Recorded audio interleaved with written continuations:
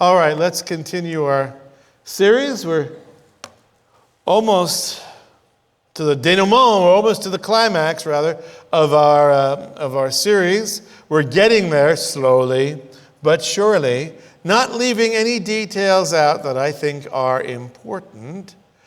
We began our series months ago dealing with the biblical record, going through the covenants, the Abrahamic covenant, the land covenant, the Davidic covenant. We saw the new covenant. We saw the history of Israel from its civil war to its exile and destruction and exile, to the Greek occupation, to the free and independent Hasmonean kingdom. That was a Jewish-led kingdom, and Jewish kingdom only lasted 100 years.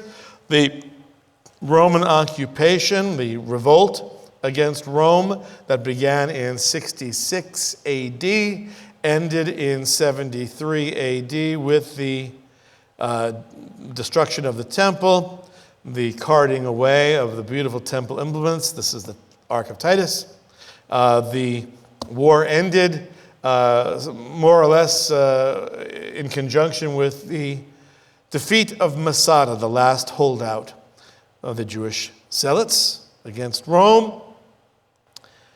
We saw the grandchildren of the original revolutionaries have another revolt against Rome, 132 to 136, under Bar Kokhba, the son of a star, the proclaimed Messiah, obviously a false Messiah, because he was defeated, at which point the city of Jerusalem named Aelia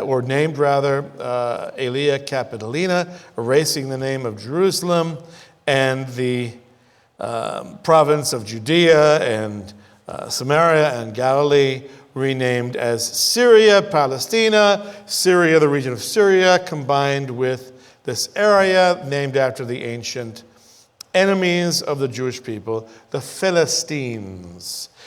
We continued with the historical record, which takes us after the revolt of Bar Kokhba, the false Messiah who was defeated, into the Byzantine era. This is the Eastern Roman Empire. They are the last Romans left standing once the Western Roman Empire falls, but they are defeated once and you see they're calling this region Palestina, and they are defeated by the Islamic conquest, the Muslim conquest, in 636, the Islamic wave, the 7th century, which is then interrupted by the Crusaders.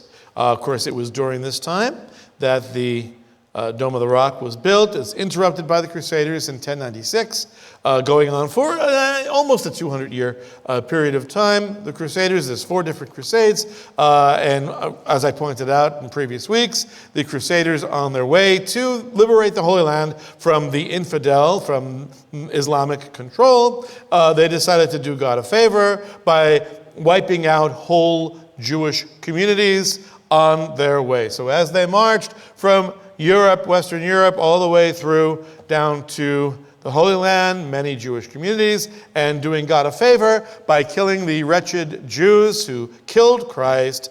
They did offer the Jewish people, they offered us the opportunity to convert or die, and that's why so many died. The Crusader period of time, as I said, looks like this. The Crusaders control just this little region of area and some of the surrounding area. You see there in Asia Minor and in Cyprus. But they are defeated eventually by the Ottoman Empire, by the Turks. 1516, take us all the way through 1918. So basically from the 16th century all the way through the 1900s, the 20th century, you have the Ottoman Empire. This is what the Ottoman Empire looked like. Look at the giant swaths of darker brown and lighter brown. This is the control of the Turks, the Ottoman empire, and you'll notice that the area of Judea, Jerusalem, Galilee, this is simply known as the province of Jerusalem. It is a backwater. There's not much going on there. You see where the action is in the Ottoman Empire. The capital is Istanbul, right? It was Constantinople, where the Eastern Roman throne was, replaced by Istanbul with the control of the Ottoman Empire. And so we have the situation here where there are very few people who are living. There's few Jewish people, a few Christians, and much fewer Muslims living in the region of Jerusalem, Palestine, that area there. We see, however, during this time that the beautiful walls of Jerusalem built over the remains of the Roman walls of Jerusalem, the Herodian walls. These are the great walls of Jerusalem that are in place today.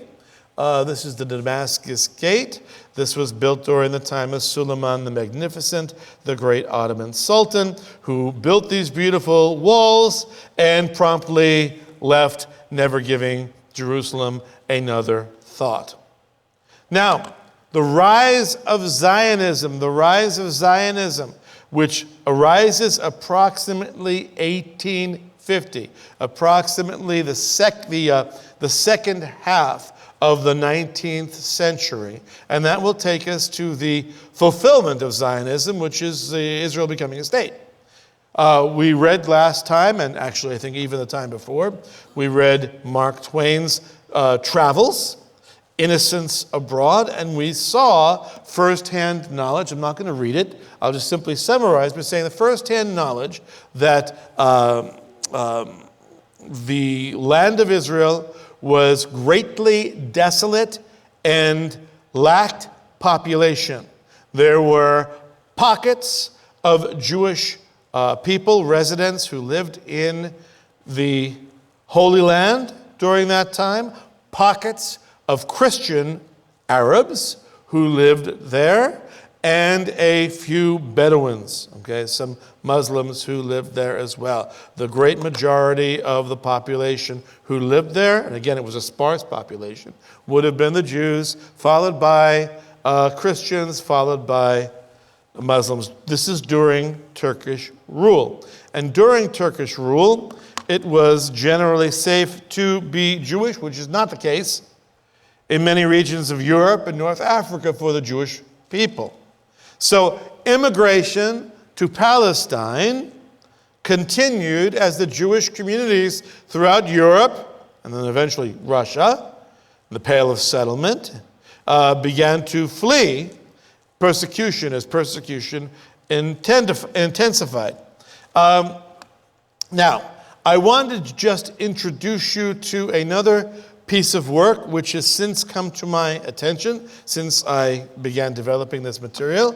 It is a piece of work that was published at the beginning of the 18th century. This was written originally in 1695. I believe it was published like in 1712 or 1715, something like that, pre-United States. This was written by a Dutchman named Adriani Reland.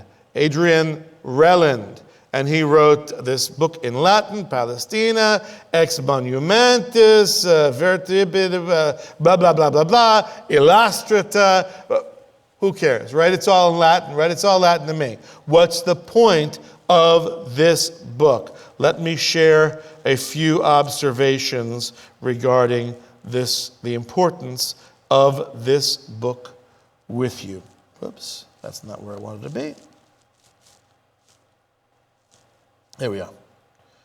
So, this is basically a tour, a map, and a travelogue, a census of Palestine in the year 1695. And this individual was a great scholar, Adrian Reland. This book was monumental, published in 1714.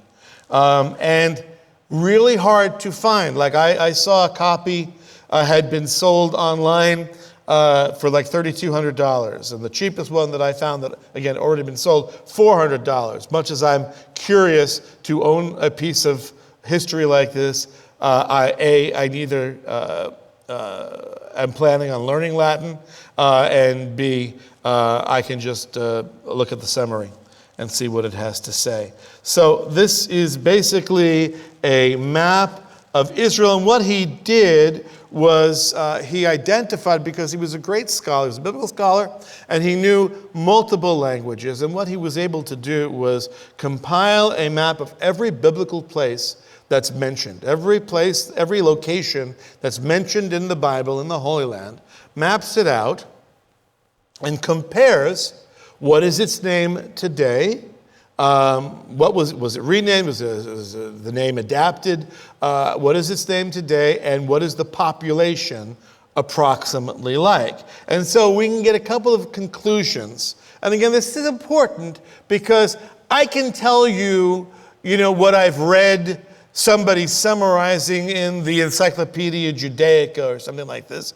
And you can take, or for the rest of us, Wikipedia, and you can take my word for it, or you can have an actual source that is writing about it from, this is what it was like at the beginning of the 17th or the 18th century, at 1700. First of all, one conclusion is that not one settlement in the land of Israel has a name that is of Arabic origin.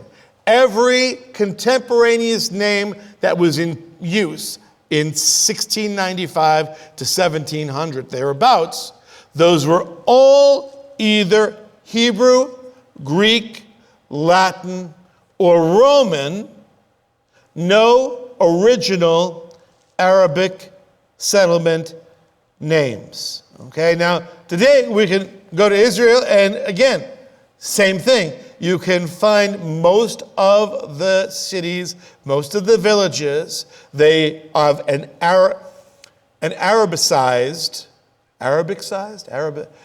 have an Arabic adaptation of a Greek or a Roman or a Hebrew name. So that's number one. Why is that important?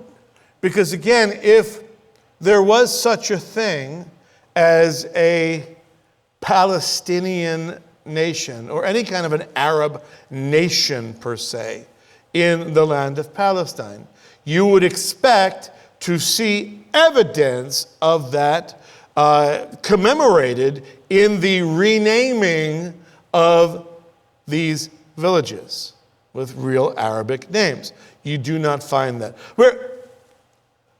Conversely, you take like Al-Andalusia, okay, the Spanish Peninsula or the Iberian Peninsula. The Muslims were there, Arabs were there for like 800 years. Okay? So roughly from 700 and something, the 8th century, all the way to 1492, when the last of them were kicked out. Right? So from the 8th century to the 15th century, you have Arab control over the Iberian Peninsula. That's the southern part of Spain. And indeed, you have great numbers of Arabic names of villages and towns. Of course, you have today, to this day, you have incredible Arabic structure, architecture. So there's no question, even though it hasn't been controlled by Islam since 1492, you can go to Spain today, to the Iberian Peninsula, and you can see tremendous, even today, preserved evidence of their being there, of their running the show for 800 years, roughly, give or take, various different places. So it's not surprising to see evidence of Islamic control in Spain, and it is not surprising to see no evidence of Islamic actual control, of statehood or personhood or peoplehood in this land. So that's number one. Number two, most of the land, as reported, as of 1695 census, most of the land is empty and desolate. Now that tracks perfectly with what Mark Twain wrote about in 1867. So you get another 170 years, and Mark Twain is telling you the same thing. Hasn't changed, right? The land is empty, desolate, the inhabitants few in number. They're concentrated in certain towns and villages, like Jerusalem, this population, Akko on the coast, Tzfat, one of the holy cities of Judaism, Jaffa, the port, Tiberias on the Sea of Galilee, and Gaza, okay, as of today. So the inhabitants were mostly Jews. The large part of the remainder Christians, or a few Muslims, but they were mostly Bedouins. With the exception of Shechem, which is also known as Nablus, based upon its Roman name. Approximately 120 members of the Muslim Natsha family lived, and 70 Samaritans. Remember the Samaritans from New Testament times? They continue. They're still around today. There's about 600 of them left today. So not a lot of people. Gaza, like 550 people in Gaza, 50% Jews, the rest mostly Christians. Jews worked in flourishing vineyards, olive tree orchards, and wheat fields. Christians worked in commerce, transportation of produce and goods. So, bottom line, you have certain areas, Jerusalem, obviously, Sea of Galilee, you have certain areas where there's population, but most of the population, it's all small. Most of them are Jews. Next level up would be Christians, Arabs, okay, but Christian Arabs, and then Muslim Arabs, mostly Bedouins, would be the next. And of course, anyone who wants to tell you about Palestinian heritage or a Palestinian nation, a golden age of Palestine when the Arabs were a free and independent people called the Palestinians, you have nothing. You have no architecture, you have no heritage, you have nothing discovered in archaeological, nothing, okay? There is just the hijacking, i.e., my own little footnote, the hijacking of Jewish history. So that's that. Speaking of these communities, you can see here that, let me try to do this on this. Whoops. Nope, I have no. All right. Jerusalem, Hebron, Tiberias, and Tzfat. This is the central south, Israel, Palestine. This is up in the north. This is Galilee. These are the holy cities. These are the other locations. These are various different villages. So you see, there's vast swaths of, and of course this is Jordan here. By the time you get to the other side of the Jordan River, this is later. But the Holy Land, as we speak of it now, this is the West Bank today. That's what this line is right here. The West Bank was largely devoid of population. Small villages here and there. Nazareth, again, important places to Christians, not important to Islam. Well, let's move on. Now, by the time Twain comes in, mid-19th century, the population of Jewish communities within Palestine, of course, a fraction of what it had been in past eras. How do we get, after the second Roman Revolution? Second Roman Revolution, even after exiling a tremendous number of Jewish people and the death in warfare of a tremendous number of Jewish people, you still have well over 1 million Jewish people living in the land in, let's say, 140 AD. How do we go from 140 AD, count up count up 17 centuries and get to 1840, or in this case, 1867, 1870. How do we get this vast change of population? Easy. First of all, if you are not replacing, it's easy for any nation to do this. Number one, all it takes is not replacing the population, or some of the people not replacing themselves, by having sufficient number of children, or perhaps they have a sufficient number of children, but many children do not survive either infancy or childhood. So because conditions are pretty primitive and unstable, so that's number one. You just have a biological issue right there. Of course, playing into that is the persecution of those who are in control, the Byzantines and the Muslims and the Christians, the Crusaders, and the Ottoman Turks. The persecution that they experienced would have limited the population growth. Poverty absolutely limits population growth. Epidemics. Imagine if an epidemic sweeps through a small enclave, how it could truly decimate a population quite easily. And of course, Israel sits on a fault line, so earthquakes. They all played roles in decimating the populace, but during the 400 years of Turkish rule from the 16th century to the beginning of the 20th century, it was generally safe to be Jewish. It was the best time to live in the Holy Land and be Jewish that they had experienced since the time of Rome. And this was not the case throughout Europe, throughout North Africa, and so immigration to Palestine continued as Jewish people keep fleeing. And they flee to majority Jewish cities, like, as I said, Tzfat up on the top, Tiberias right there on the Sea of Galilee, Hebron in the very south, and, of course, Jerusalem. The four holy cities of Judaism. And so the Jewish population of Palestine begins experiencing an exponential uptick that would see the population swell from 24,000 people, census taken in 1882, 1882.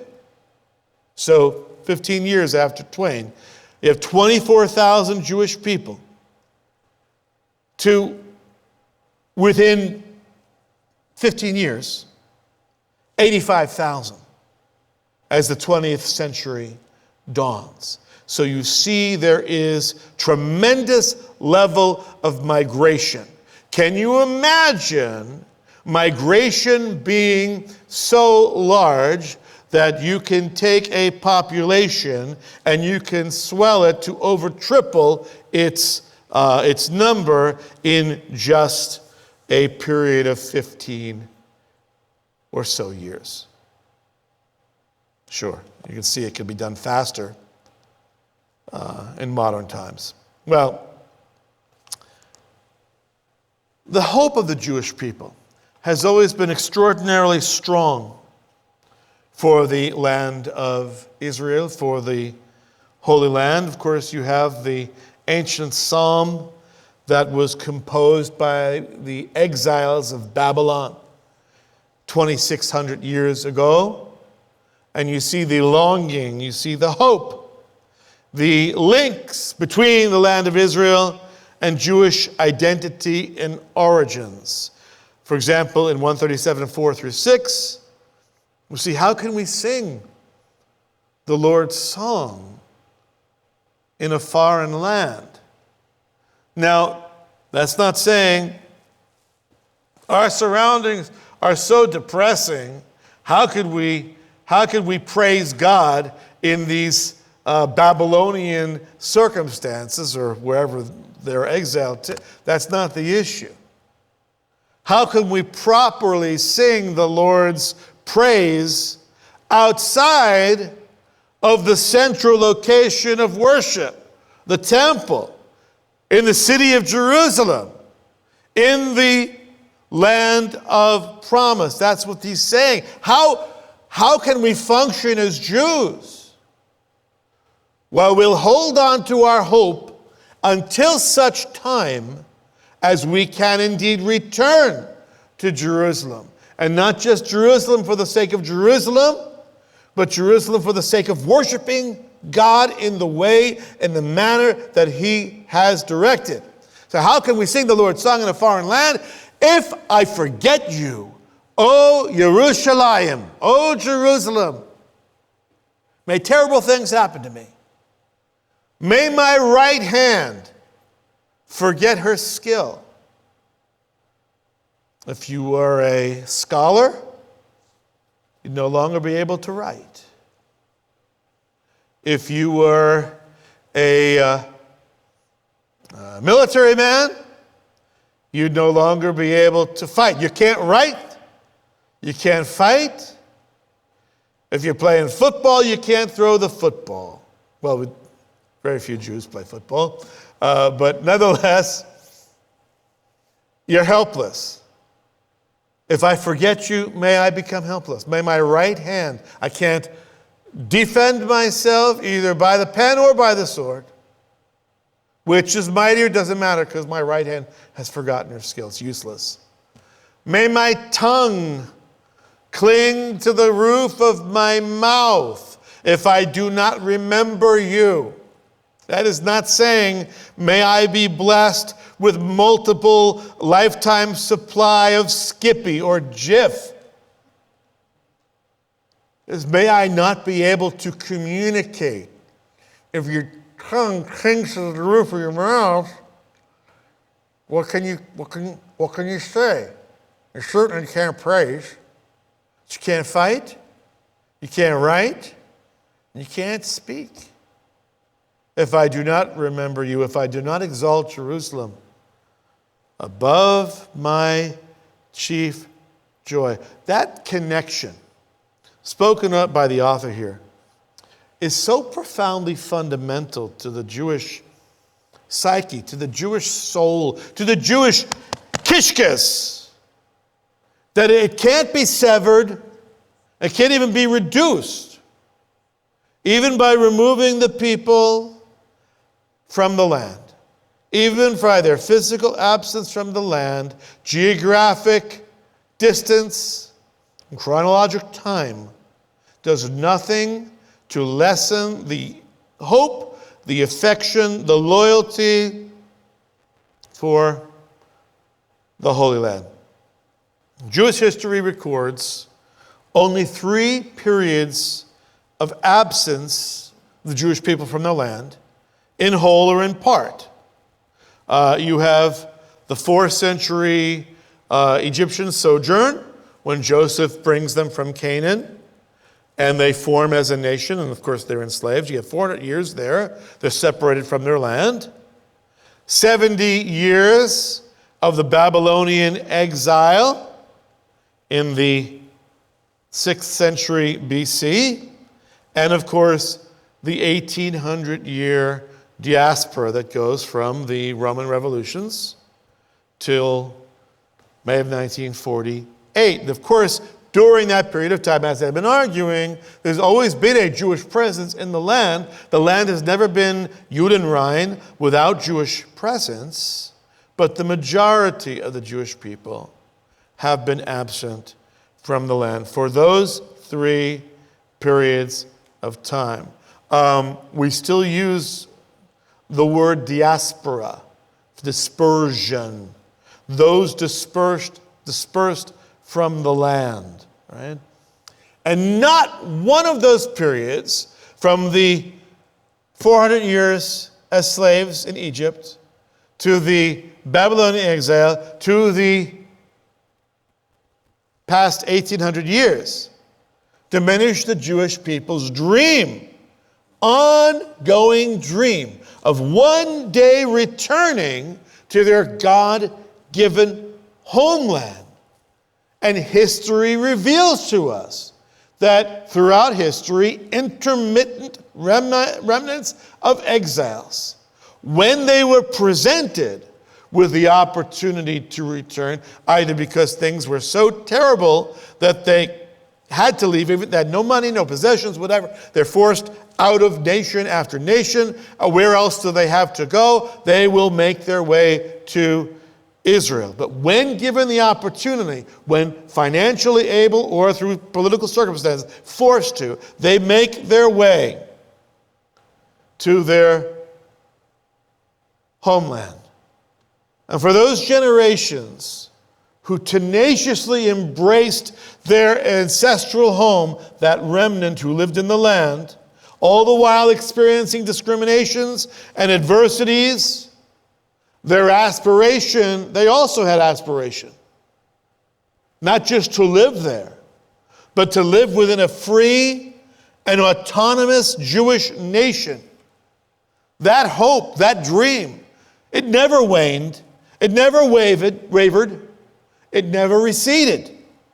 So whether separated from or resident in their homeland, both communities, diaspora and residents, successfully met the challenge of maintaining their Jewish identity. Why maintain a Jewish identity when you have been dispersed from your homeland? If you're scattered to the four winds, it is the story of humankind, of humanity, that a nation once dispersed from its homeland for any length of time assimilates, adapts, and leaves the original land behind, losing large portions or the totality of their identity in the process.